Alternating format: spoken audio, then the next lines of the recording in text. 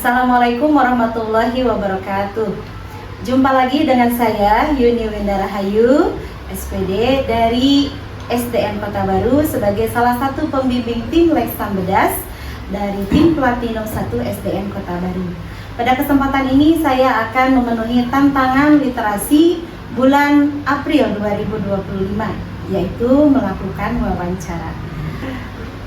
Pada kesempatan ini, saya memilih narasumber seorang seniman, yaitu Bapak Fahmi Fajar Pratama. Alhamdulillah, pada saat ini beliau sudah hadir di hadapan saya. Assalamualaikum Pak Fahmi. Waalaikumsalam warahmatullahi wabarakatuh. Apa kabar? Alhamdulillah. Alhamdulillah, sehat selalu ya Pak. Alhamdulillah. Baik. Terima kasih Bapak, ini sebelumnya sudah memberikan kesempatan kepada saya untuk mewawancarai Bapak. Sama-sama. Oke. Saya memilih Bapak sebagai seniman Sunda ya, khususnya di tradisional Sunda pada kesempatan ini karena saya ingin lebih mengetahui lebih dalam mengenai kesenian tradisional Sunda dan juga bagaimana kiprah Bapak dalam seni serta bagaimana upaya Bapak dalam melestarikan kesenian Sunda sebagai salah satu kesenian tradisional bangsa kita. Baik Bapak, dengan demikian apakah Bapak bersedia menjawab beberapa pertanyaan dari saya? Insya Allah sangat bersedia. Baik Pak, untuk pertama boleh Bapak ceritakan bagaimana awal tertariknya dengan kesenian tradisional ini, terutama tradisional Sunda ya, karena Bapak mungkin orang Sunda begitu ya? Iya. Mungkin Bapak bisa bercerita sedikit. Baik, sebelumnya terima kasih kepada Ibu Yuni selaku pembina Leksam telah mempercayai saya selaku seniman yang akan diwawancari. Untuk pertanyaan yang pertama, mungkin saya akan menceritakan secara singkat kenapa saya tertarik kepada seni, mendalami untuk tradisional seni. Kebetulan saya dari leluhur saya itu orang seni, jadi saya ada ketertarikan dulu dari beliau, maka dari itu saya ada tertarik dari bidang kesenian selain kalau bahasa Sunda itu selain ke mulai budaya Sunda, ada juga dari keturunan. Oke, wah luar biasa Pak Fahmi, ternyata ya bukan hanya sepertinya bakat ya, tetapi setelah saya tahu ternyata Pak Fahmi juga orang tuanya atau mungkin leluhurnya begitu ya, orang-orang seni begitu. Oke, terima kasih Pak. Nah ini bagaimana pertama kalinya nih Pak Fahmi mulai berkarya dalam bidang seni? Pertama kali saya mulai berkarya dalam bidang seni, kebetulan saya diperkenalkan oleh kakek saya di bidang seni itu pada kelas 3 SD. Diperkenalkan dalam seni bela diri pencaksilat waktu itu. Waktu itu saya diperkenalkan untuk mengikuti seni-seni pertunjukan pencaksilat. Nah, dari mulai situ lebih mendalami dalam arti pencaksilat itu seperti apa. Sudah lama sekali apa, tapi sudah bekas gitu ya, dari pengenalan tersebut menjadi sebuah titik ketertarikan dalam bidang seni. Nah, kalau boleh tahu nih, kesenian tradisional Sunda itu yang paling menarik bagi Pak Fahmi yang sampai sekarang didalami itu dalam seni apa? Seni Sunda tradisional yang saya sangat tertarik dan sampai sekarang sangat diperdalam yaitu seni dalam kelimingan. Ya itu ya beridentik dengan gamelan, Bu. Gamelan, begitu. Gamelan. Kebetulan kalau gamelan itu kan saya waktu SD itu diajarkan oleh guru saya yang sudah almarhum. Mohon maaf sebut nama, ada almarhum Pak Mamat. Kebetulan saya dari mulai kelas 3 SD, selain belajar dari pencaksilat tadi, saya diperkenalkan dengan seni-seni tradisional, diantaranya alat musik tradisi seperti gamelan. Begitu ya Pak ya. Jadi lebih banyak ke alat musik mungkin ya? Lebih banyak ke alat musik ya, betul.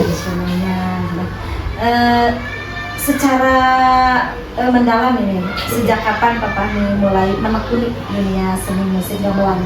Secara mendalam mulai menekuni pada zaman waktu SMP, kelas 2 SMP, kisaran 2010.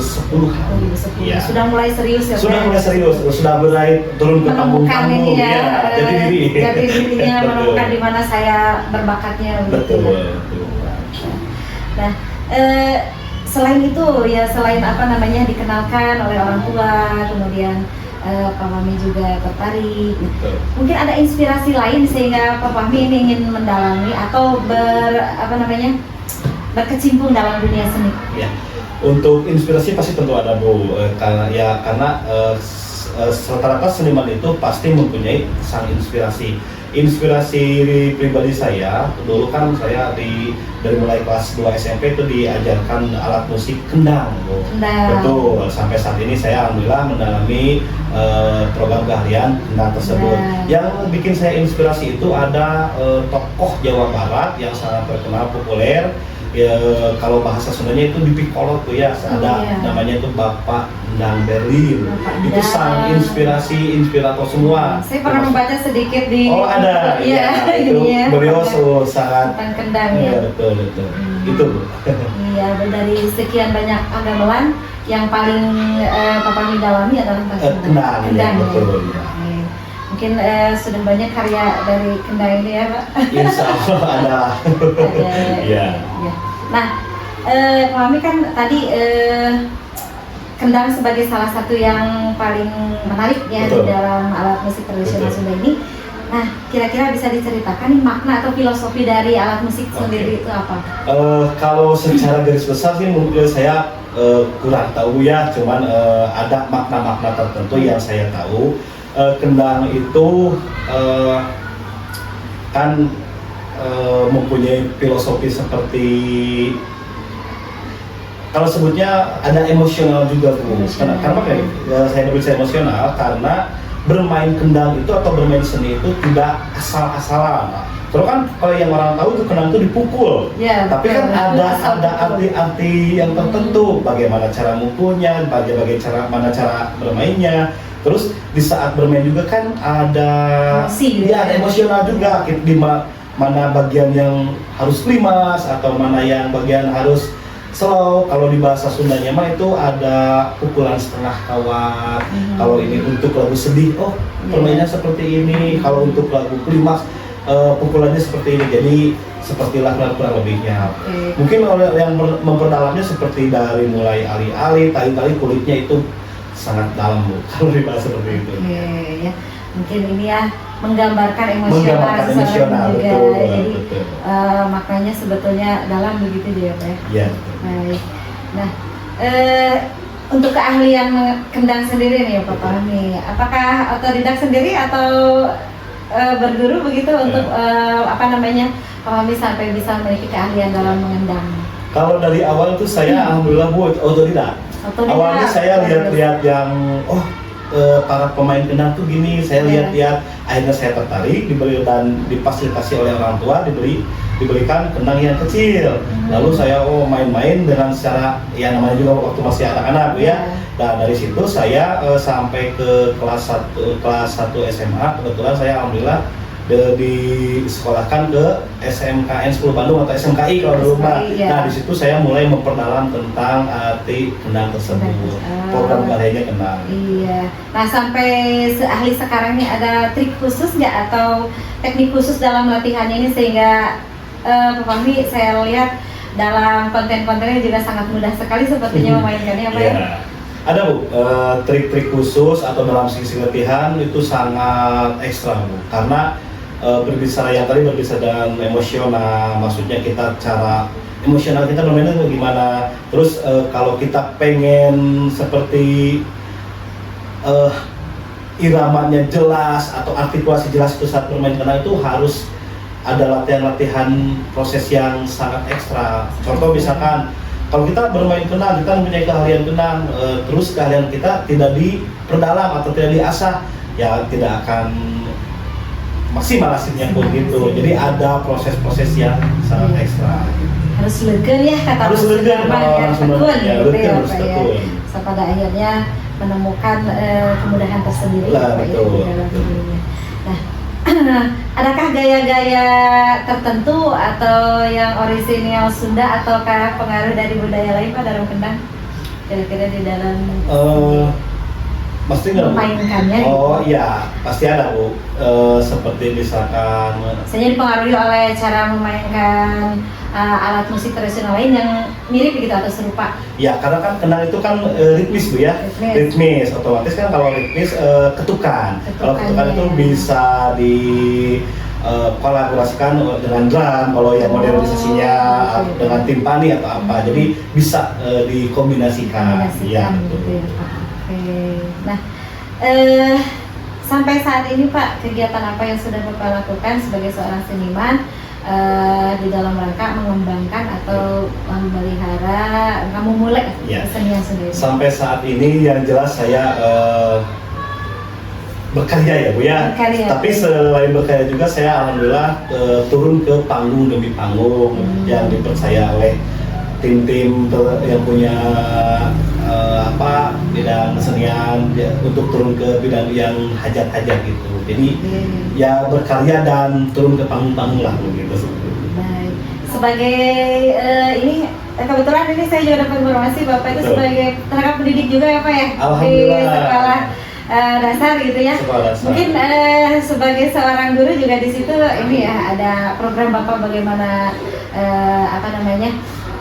memelihara atau memulai bahasa Sunda ini. Bapak bahasa Sunda, seni tradisional Sunda. Ya, jelas ada, Bu. Kebetulan alhamdulillah saya di salah satu instansi, saya seorang pendidik juga, sama seperti Ibu mungkin. Saya ada penerapan khusus, Bu, kepada anak-anak supaya anak-anak tuh mengenal. Yang utama tuh mengenal dulu tradisi Sunda yang saya terapkan tuh ada tradisi gamelan, ada bermain legung, ada juga modernisasinya internasionalnya ada angklung juga. Alhamdulillah saya mulai menerapkan di bidang ekstrakurikuler di sekolah. Tuh. Kalau misalnya di pembelajaran harian gimana Pak, itu dipakai juga nggak? Ada, Bu. Kalau di pembelajaran kan itu ada mungkin kalau disebutnya modul ajar kan ada Bagian seni musik ya? bagian musik ada seperti misalkan sudah berdoa kita bernyanyi lagu wajib. Saya juga alhamdulillah di kelas tuh menerapkan lagu pupuhnya juga, Bu, wajib. Jadi anak tuh ada keterkaitan tahu gitu. Jadi di Sunda itu tidak hanya alat musik tapi tentang wawasan bernyanyi itu pun ada. Baik, jadi diintegrasikan ke dalam Betul. pembelajaran juga bisa ya Pak ya, Betul, sangat supaya bisa. melestarikan budaya ini. Nah, mengenai kesenian tradisional Sunda ini nih, menurut pandangan Bapak ini bagaimana sekarang di era globalisasi ini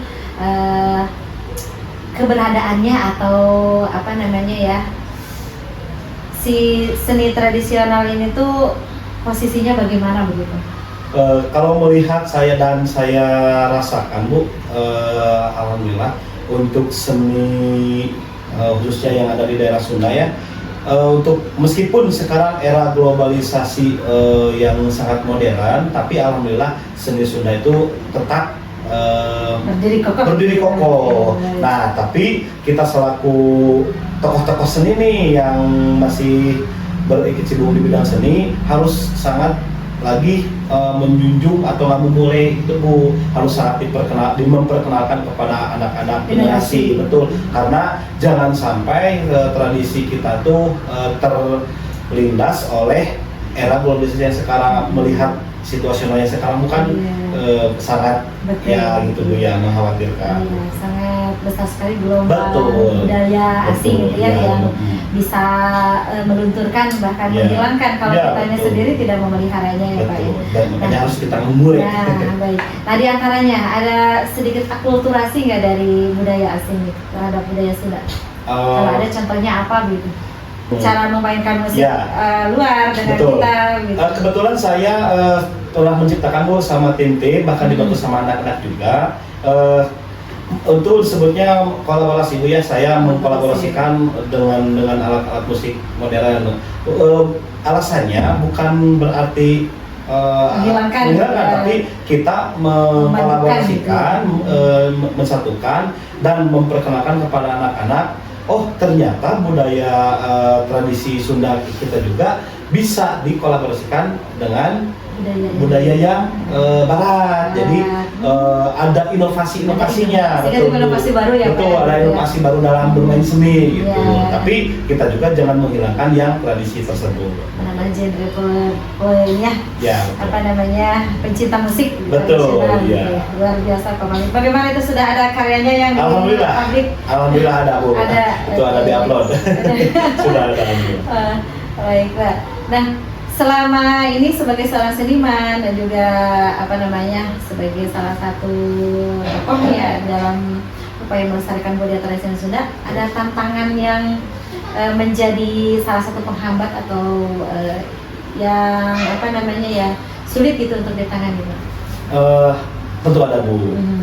Yang utama mungkin untuk kalau kita dasarnya itu ingin memperkenalkan kepada anak-anak tentang ini seni tuh gini, gamelan tuh gini, kan anak-anak tidak langsung tertarik. Jadi kita harus step by step untuk memperkenalkan. Saya justru merasa asing gitu ya. Betul, ini Asing. apa, ini Iya, apa, karena kan jarang tahu kalau ini seperti sarung itu apakah anak langsung tahu tidak. Jadi kita harus step by step memperkenalkannya. Itu yang lumayan agak susah itu memperkenalkan kepada anak-anak yang sekarang. Iya, apalagi sekarang anak-anak itu lagi terpengaruh sama budaya-budaya luar yang betul. mungkin saja dari dalam kacamata mereka lebih menarik. Betul. Gitu. Ya.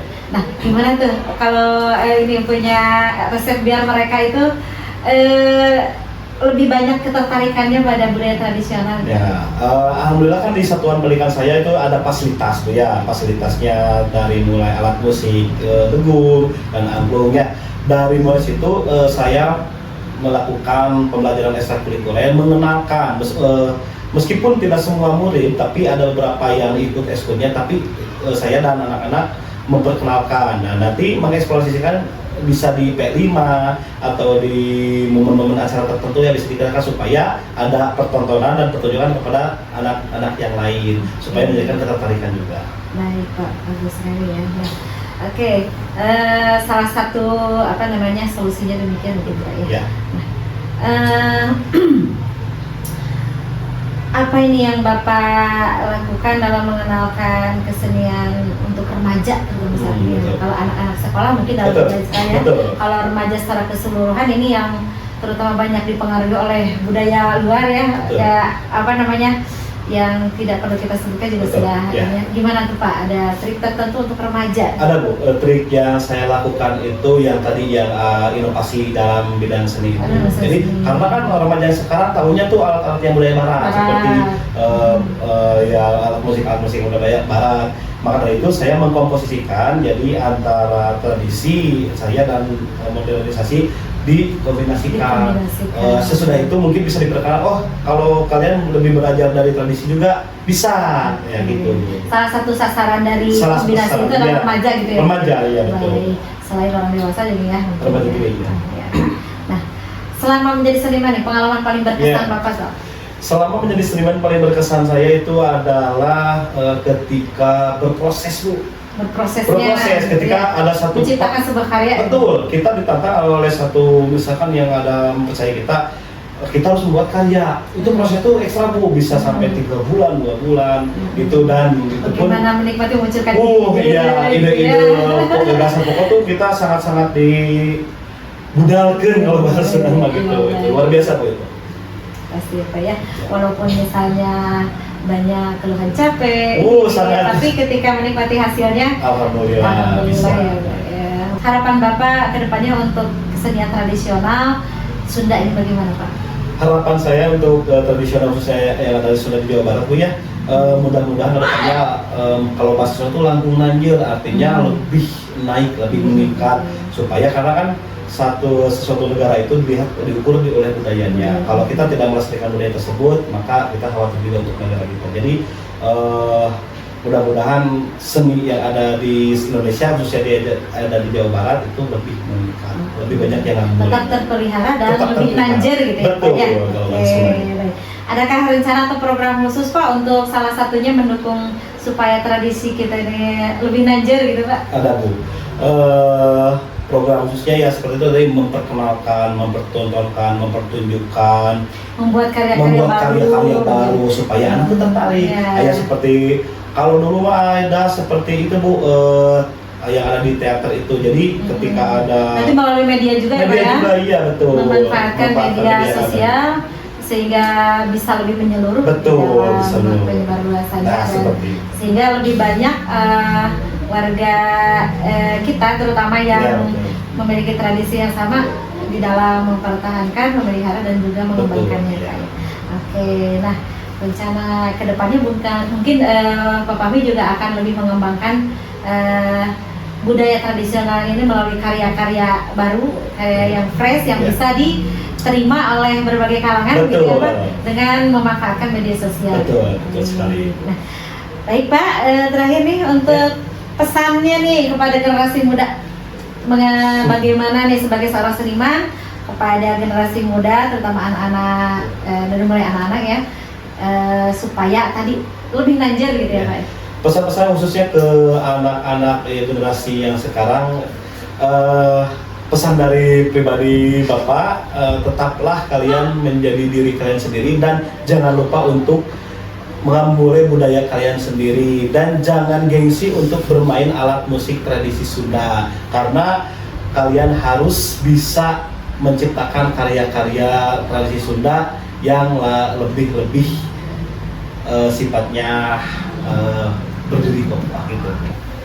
Baik anak-anak dan juga pemirsa semuanya, ini salah satu yang menjadi harapan dan juga pesan mungkin ya bagi generasi penerus bangsa. Salah satunya dengan mempertahankan, dengan memelihara seni tradisional kita. Dengan kalian mau mencoba mengenali, kemudian mempelajari, bahkan kemudian mengembangkannya, sehingga budaya tradisional khususnya Sunda ini, kesenian Sunda ini menjadi tetap kokoh berdiri ada dan lebih nanjer lagi, lebih kokoh lagi, lebih maju begitu ya, walaupun di era yang sudah maju seperti saat ini. Baik Pak Fahmi, terima kasih atas waktunya, ketersediaannya untuk wawancara kali ini. Informasi dari Bapak menambah wawasan bagi saya mengenai kesenian Sunda dan bagaimana cara kita dalam mempertahankannya di dalam ngamumulenya begitu ya Pak ya. Saya sendiri di sini sebagai seorang guru tentu saja ikut mendukung apa yang menjadi harapan Pak Fahmi dan juga program Pak Fahmi. Nah, semoga Bapak selalu diberi kesehatan dan terus sukses ya Pak ya. Di dalam menanjurkan budaya Sunda kita. Demikian wawancara saya dengan seniman Bapak Fahmi Fajar Pratama sebagai seorang seniman Sunda dan juga sebagai salah satu tenaga pendidik di sebuah sekolah dasar. Terima kasih atas perhatiannya. Semoga informasi ini menambah wawasan bagi kita semua dan bermanfaat. Salam literasi.